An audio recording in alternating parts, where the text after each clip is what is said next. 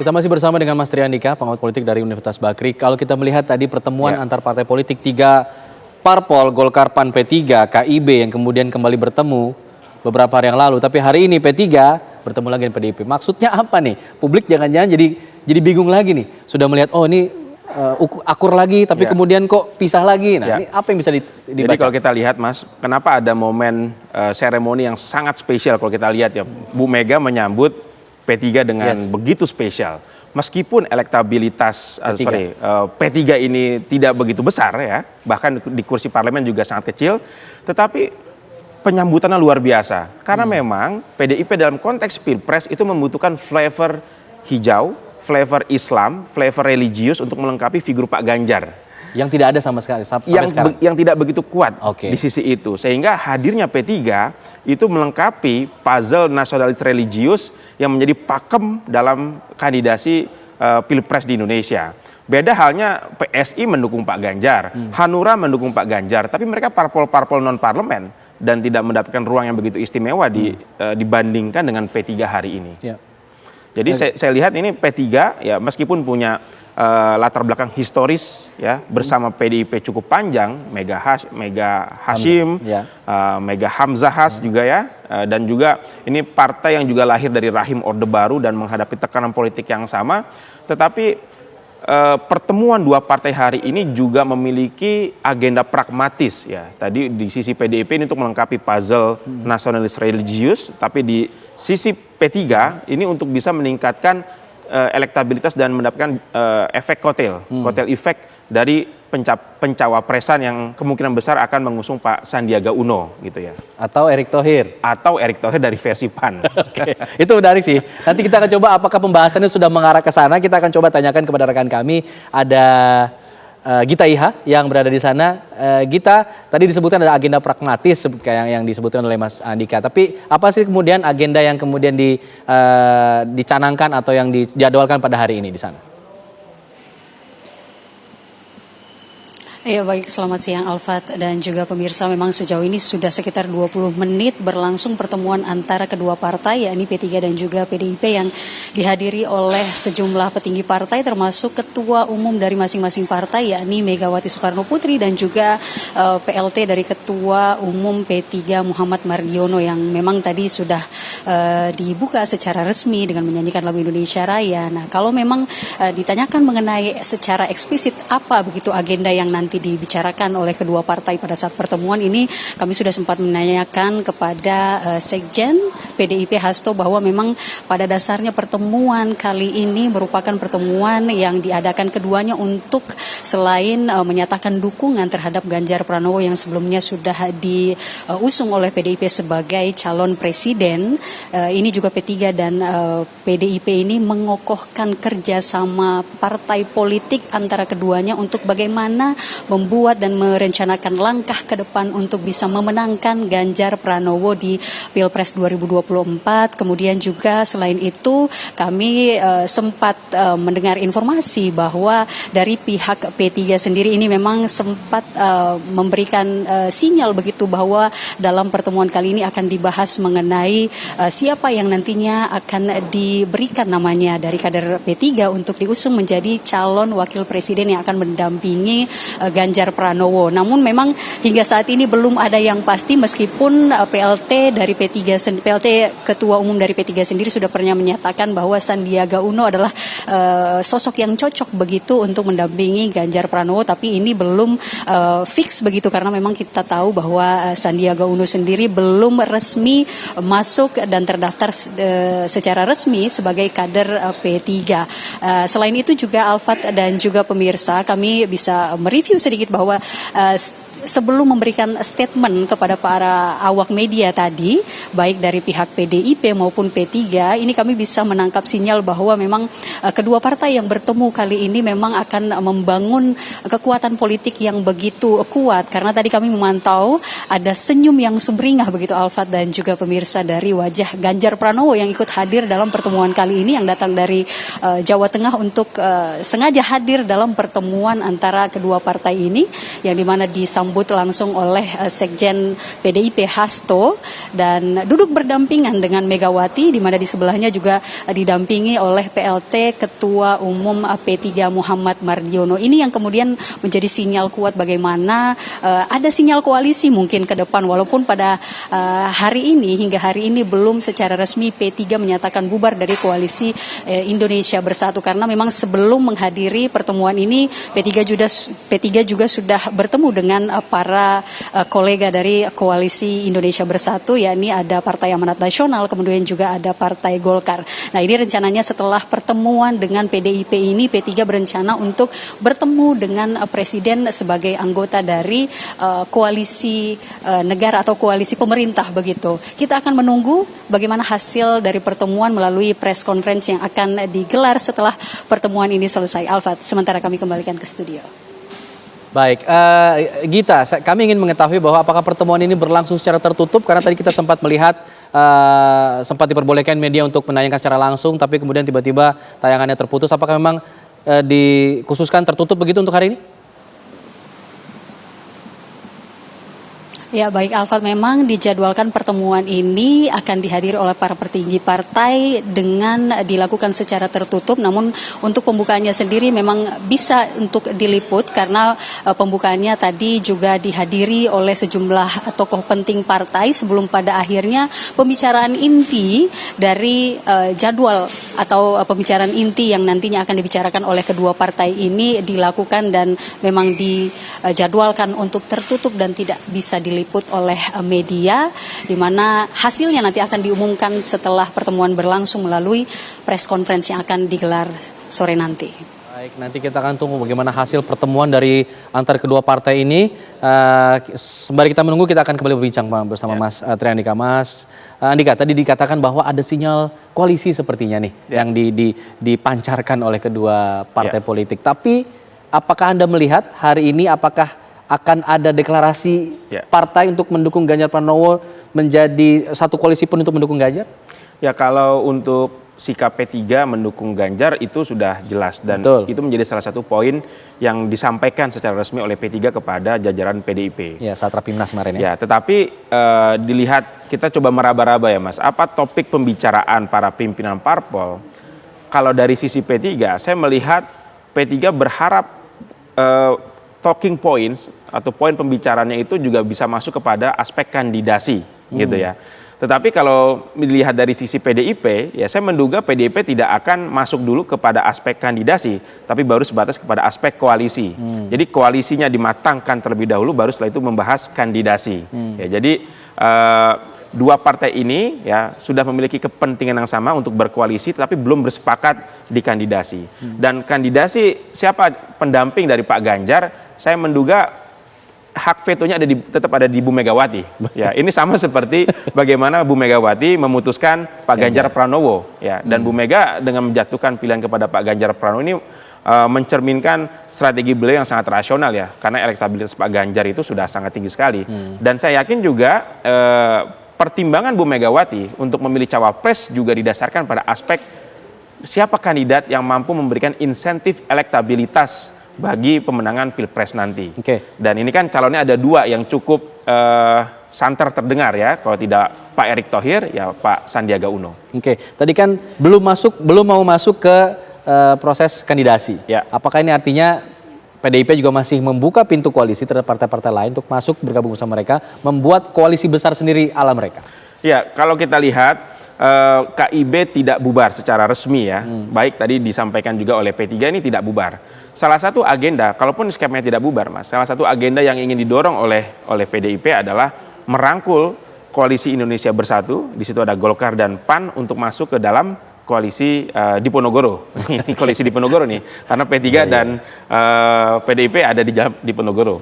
Jadi tidak mungkin juga Mas, PDIP merasa nyaman kepada P3 kalau dia tetap berada di dua koalisi itu, koalisi Diponegoro dan koalisi Indonesia Bersatu. Jadi secara bijak kita harus bisa melihat bahwa KIB ini sebenarnya sudah bubar dalam konteks Pilpres.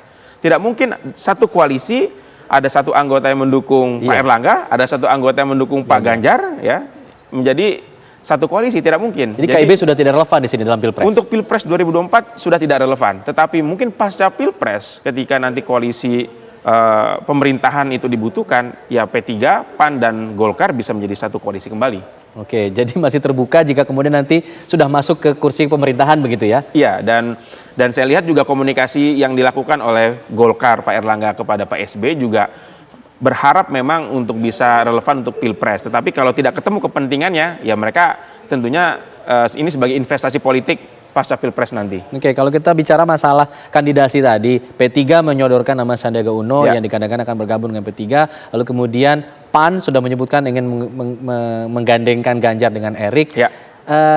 Jika kemudian Golkar tertarik juga untuk masuk ke koalisi di Ponorogo tadi, apakah tetap akan mengajukan seorang Erlangga Hartarto atau ada tokoh lain di Golkar seperti RK misalnya yang baru bergabung? Ya, tentu saya lihat Golkar akan tetap kepada keputusan Munasnya mencalonkan Pak Erlangga Hartarto sebagai capres atau sebagai cawapres ya. Kalau PDIP membuka ruang yang cukup luas kepada Pak Erlangga Hartarto sebagai cawapres, saya pikir kemungkinan PDIP dan Golkar bisa berkoalisi. Tetapi kalau dilihat dari behaviornya para elit-elit politik kita nih, minimal dari pernyataan-pernyataan para pimpinan parpol, agak sulit nampaknya Golkar bergabung dengan PDIP. Tapi terlepas daripada itu Mas Fad, saya lihat minimal ada 3 kriteria cawapres ideal menurut PDIP. Pertama, mereka ataupun sosok yang mampu memberikan insentif elektabilitas. Yang kedua, sosok yang memiliki gerbong partai politik. Ya, dalam hal ini Pak Sandiaga Uno dan Pak Erlangga Hartarto sebenarnya memiliki partai politik ya, meskipun Pak Sandi sampai dengan saat ini belum resmi. Tetapi Pak Erick Thohir baru terafiliasi dengan PAN dan belum menjadi kader PAN atau belum menjadi anggota PAN. Apakah harus masuk ke kader dulu, jadi kader dulu? Itu secara resmi menurut saya akan memberikan nilai tambah tersendiri ya, daripada sekedar terafiliasi. Dan yang ketiga yang menurut saya juga paling penting adalah sosok cawapres ini tidak dipandang sebagai ancaman oleh Ibu Mega atau oleh PDIP untuk kedepannya. Baik ancaman dalam rangka untuk menguasai partai politik di internalnya, dalam hal ini PDIP-nya, atau ancaman menjadi kompetitor di terms 2024, 2029, 2020 berapa tuh? Ya, di term kedua lah ya. Jadi dilihat dari sosok yang ada, saya lihat yang cukup memenuhi kriteria itu adalah Pak Sandiaga Uno dan juga Pak Erick Thohir. Tapi masalah Pak Erick Thohir ini kan tidak memiliki partai politik, Mas. Betul. Ya. Artinya? Artinya bisa jadi PDIP akan merasa lebih nyaman, merasa lebih aman terhadap sosok yang memiliki partai politik. Diharapkan ke depannya tidak mengganggu, mencawe-cawe partai politik lainnya, di PDIP lainnya gitu ya. Oke. Apakah ini hanya terbatas, ancaman itu terbatas di sosok cawapresnya atau di sosok capresnya sebenarnya juga punya ancaman tersembunyi juga sebenarnya? Saya lihat kan kita harus melihat lebih dalam ya, bahwa Pak Ganjar ini kan bukan hanya merepresentasikan Bu Megawati, tapi juga Pak Ganjar juga merepresentasikan Pak Jokowi dan kelompok-kelompoknya ya. Artinya kalau kita lihat dari sisi keamanan, menjaga sustainabilitas PDIP di Trust Soekarno, Bu Mega harus menempatkan orang-orang yang tepat, yang sangat dipercaya untuk memimpin partai politik PDIP ke depannya. Dan kita lihat kan struktur tim pemenangan itu dikendalikan oleh Mbak Puan dan Mas Prananda. Gitu ya. Ini artinya memang boleh Anda maju menjadi capres dari PDIP, Pak Ganjar, yang juga didukung oleh Pak Jokowi, tetapi kendali partai tetap ada di tangan figur-figur yang memiliki Trust Soekarno. Gitu. Jadi meskipun tidak maju sebagai di garda terdepan sebagai capres-cawapres, tapi seorang Puan dan juga Mas Prananda ini punya kunci penting di sini dalam hal pemenangan? Sangat penting. Mbak Puan dan Mas Prananda memiliki peran yang sangat penting, terutama untuk menjaga ideologi partai. Ya. Dan contohnya apa konkretnya ketika dianggap penting untuk menjaga Trust Soekarno tadi, menjaga ideologi partai agar tidak terkontaminasi lah istilahnya kalau bisa dibilang seperti itu? Ya, kita lihat kan Pak Ganjar Pranowo ini kan juga tadi saya katakan bukan hanya merepresentasikan PDIP, tapi juga merepresentasikan kelompok-kelompok yang berada di belakang Pak Jokowi. Ya, tentu kelompok yang berada di belakang Pak Jokowi ini kan juga bukan semuanya terafiliasi dengan PDIP, bukan semuanya mereka-mereka yang memiliki paham sekali dengan ideologi Soekarno, gitu ya. Dan kalau nantinya ya PDIP tidak mampu membangun benteng pertahanannya, bukan hal yang tidak mungkin PDIP bisa terbut ya kepemimpinannya oleh faksi-faksi di luar faksi-faksi Mbak Puan dan faksi-faksi Mas Prananda. Itu yang mau dijaga? Itu yang dijaga oleh Bu Megawati. Oke. Apakah ancaman-ancaman itu sudah terlihat secara kasat mata atau sebenarnya masih belum nih, jaga-jaga dulu aja? Ya, kalau saat ini mungkin tidak terlalu besar gelombang itu ya. Masih ada Bu Megawati yang menjadi sosok yang sangat dihormati di internal PDIP. Tetapi kita harus berpikir ke depan, PDIP pasca Megawati dinamikanya akan semakin kencang, semakin dinamis. Dan benturan faksi-faksi dalam partai politik juga akan semakin kencang juga, Mas Fad. Oke, nanti kita akan coba membahas mengenai koalisi lain nih. Koalisi tadi kita sudah bahas KIB, sudah bahas koalisi Diponegoro tadi ya. Kita nanti coba bahas mengenai koalisi Gerindra dan juga PKB yang juga menarik. Nanti, tapi saya ingin sampaikan dulu informasi ini pemirsa, di mana Ketua Umum Partai Gerindra Prabowo Subianto ini tampil sumringah dan juga bahkan joget loh, berjoget gaya silat usai pertemuan dengan Ketua Umum PKB Muhaimin Iskandar. Prabowo juga angkat suara soal siapa sosok calon wakil presiden yang bakal mendampinginya dalam bursa Pilpres 2024.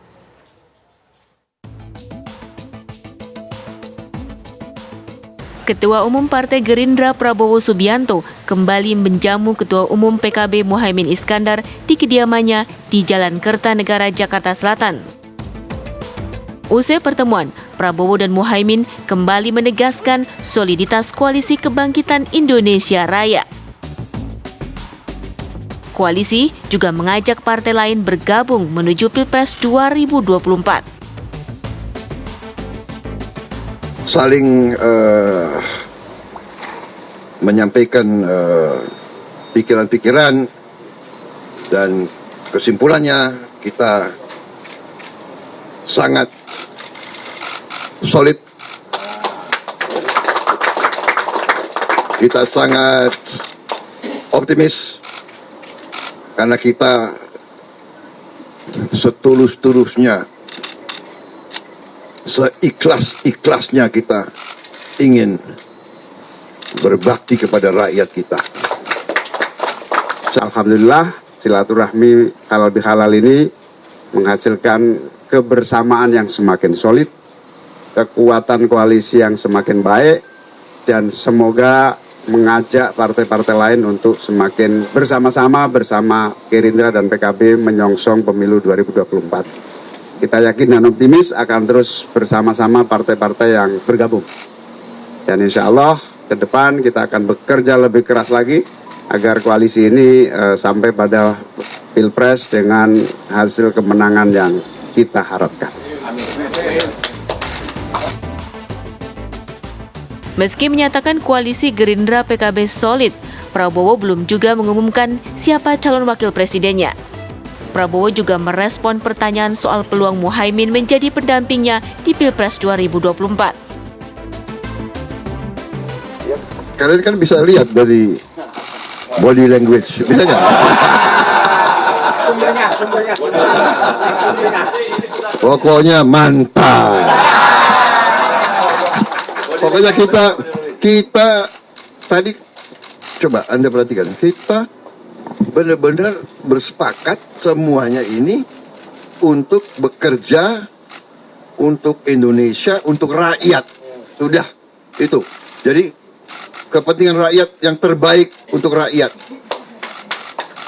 Dan kita tidak mau terlalu banyak lompat sini, lompat sana lah kira-kira ya. Oke.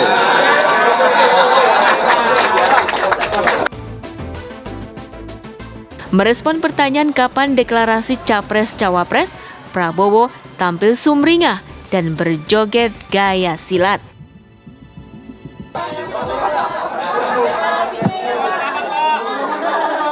Pengumumannya kapan Pak? Deklarasinya Pak?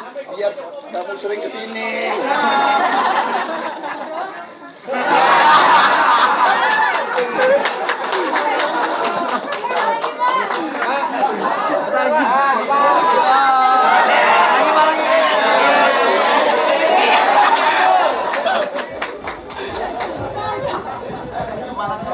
Dari Jakarta, tim TV One mengabarkan.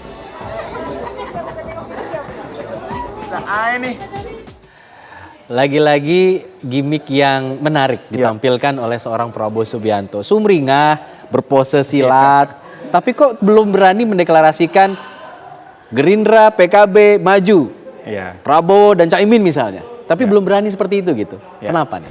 Kalau dari pertemuan terakhir kita bisa lihat setidaknya mengindikasikan koalisi Gerindra dan PKB ini tetap solid. Oke. Meskipun kemarin ada godaan-godaan, ya, Dari terutama partai yang lain. datang ke Gerindra itu luar biasa godaannya ya. Digoda untuk membentuk koalisi besar, kemudian meredam lagi, dan kemudian kemarin ada pertemuan dengan Pak Erlangga Hartarto, Betul. tapi tampaknya tidak ketemu Mas kepentingan kedua belah pihak ini. Sehingga Pak Erlangga pergi ke Pak SBY, kemudian Pak Prabowo kembali lagi pada Caimin. Langsung Dan loh. semakin solid gitu ya. Jadi sepertinya meskipun kita belum bisa mengetahui siapa cawapres dari Pak Prabowo, tetapi keputusan untuk menentukan cawapres oleh kedua orang ini tetap di tangan Prabowo dan Caimin. Oke. Ya, dan saya melihat juga kebutuhan Gerindra untuk menang di Pilpres 2024 ini harus ditutupi dengan sosok tokoh yang memiliki basis massa di Jawa Tengah dan Jawa Timur. Oke. Ya, jadi Pak Prabowo kuat di Jawa Barat gitu ya, dan juga daerah Sumatera, tetapi sangat lemah di Jawa Timur dan Jawa Tengah. Sehingga harus sosok yang memiliki potensi suara besar di situ. Dan Jadi kalau tadi di Ganjar Pranowo butuh flavor hijau, Ya. kok di sini butuhnya elektabilitas di Jawa Tengah dan Jawa Timur. betul. Dan sosok itu kemungkinan ada di beberapa nama ya. Caimin sendiri bisa menjadi cawapres, kemudian yang kedua ada nama Ibu Khofifah, ya, dan yang ketiga Pak Mahfud MD. Nah, 3 tokoh ini saya pikir yang masuk dalam radar cawapresnya Pak Prabowo untuk melengkapi puzzle elektabilitas Pak Prabowo yang tidak begitu kuat di Jawa Tengah dan Jawa Timur. Secara elektabilitas mana yang paling kuat di antara 3 orang nih? Caimin, Khofifah dan juga Mahfud MD. Kalau dilihat dari survei sejumlah lembaga ya, tentu nama Bu Khofifah ini cukup lebih tinggi dibandingkan dengan Caimin dan Pak Mahfud ya. Tetapi belum tentu juga Pak Mahfud tidak memiliki tingkat elektabilitas yang kuat, karena memang selama ini tidak masuk dalam radar ya, pembicaraan sebagai tokoh cawapres. Beda Tapi cerita barangkali kalau nanti sudah ketika sudah masuk dalam radar dan disimulasikan, nama Pak Mahfud bisa bersaing dengan Bu Khofifah dan juga Caimin. Artinya kalau begitu Caimin harus merelakan dong posisi dia di posisi cawapres, jika kalau kita katakan cawapres ya, meskipun dia inginnya jadi capres. Saya melihat Caimin juga akan berpikir realistis dengan elektabilitas yang tidak terlalu kuat. Bagi PKB sekarang adalah bagaimana tetap memegang tiket cawapres itu ada di tangan PKB. Jadi siapapun yang maju menjadi cawapres Pak Prabowo itu ditentukan oleh PKB. Minimal PKB punya saham yang lebih besar terhadap tokoh tersebut. Nah, ini kan tetap ada dalam koalisi Indonesia kerakyatan ya, dan tidak ada dalam koalisi besar, dan apalagi koalisi dengan Golkar ya. Tentu pihak yang paling insecure dengan wacana koalisi besar itu adalah PKB. Tapi setelah wacana koalisi besar itu meredam, ya PKB kembali merasa aman dan nyaman dengan Pak Prabowo dan Gerindra. Baik, artinya dengan sikap seperti tadi bisa dipastikan, bisa dibilang juga kalau Gerindra dan PKB akan tetap bersatu, maksudnya di Pilpres 2024 nanti hanya 2 partai ini saja. Singkat. Minimal 2 partai. Saya yakin 2 partai saja minimal, karena semakin banyak partai dalam banyak koalisi kepentingan. Pilpres itu semakin nggak bagus juga Mas. Kecuali nanti pasca Pilpres semakin banyak partai semakin bagus. Baik, nanti kita akan dalami itu, kita jeda dulu. Selepas jeda kami akan kembali, tetaplah bersama kami dalam Breaking News TV One.